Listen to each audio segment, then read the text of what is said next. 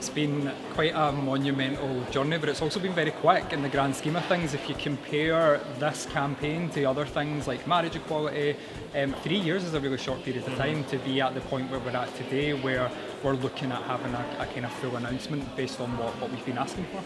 To do something that's going to genuinely transform and save lives, that is absolutely incredible for a campaign driven by a couple of volunteers. There are huge organisations, NGOs and charities that don't have this level of success in just a couple of years.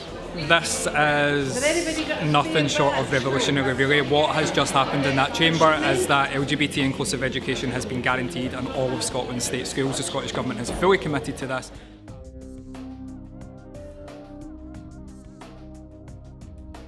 Recently, 3-4 years ago, I was someone who used all the homophobic language. I was dreadful for it. And I speak about how I understood after meeting Jordan and understanding his experience in education that I was part of the problem. People like me were part of the problem, and people like me were the solution as well. I originally went on a training for teachers. It was in Woodlands in Glasgow and it was run by Liam and Jordan.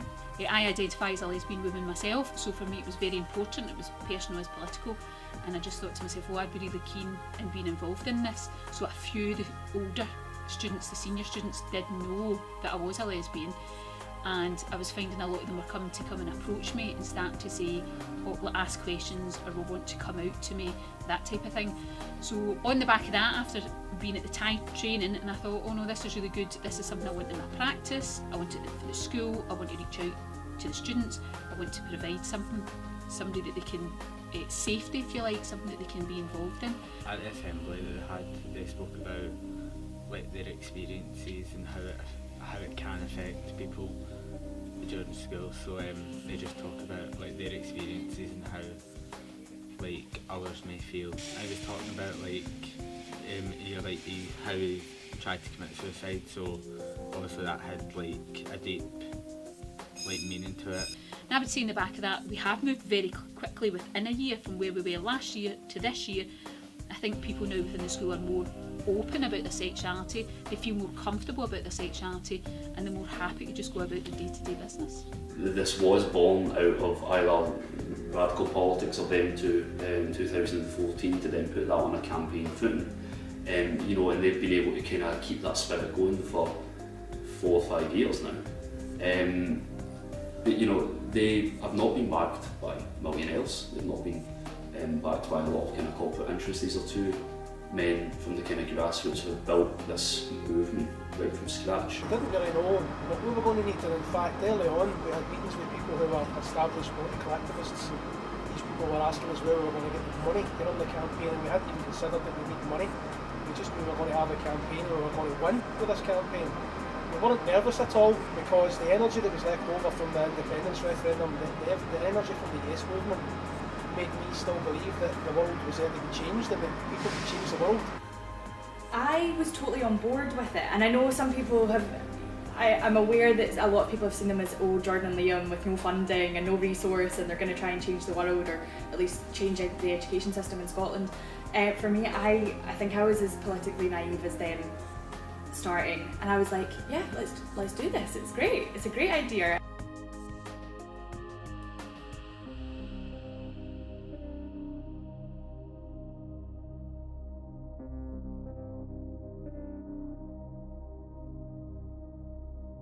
Oh, that's been absolutely key to it, because people can know that they're absolutely genuine about their goals.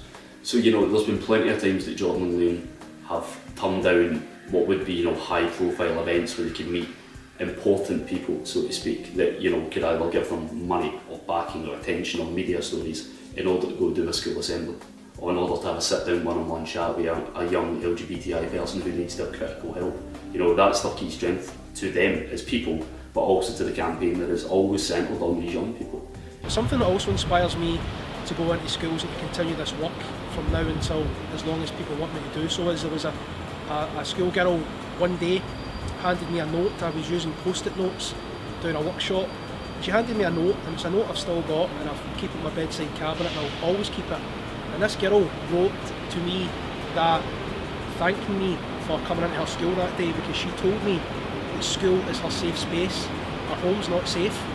School is her safe space, and she told me in this note that I had made her school feel safer that day. That inspires me, and that will inspire me as long as there's life left in my body.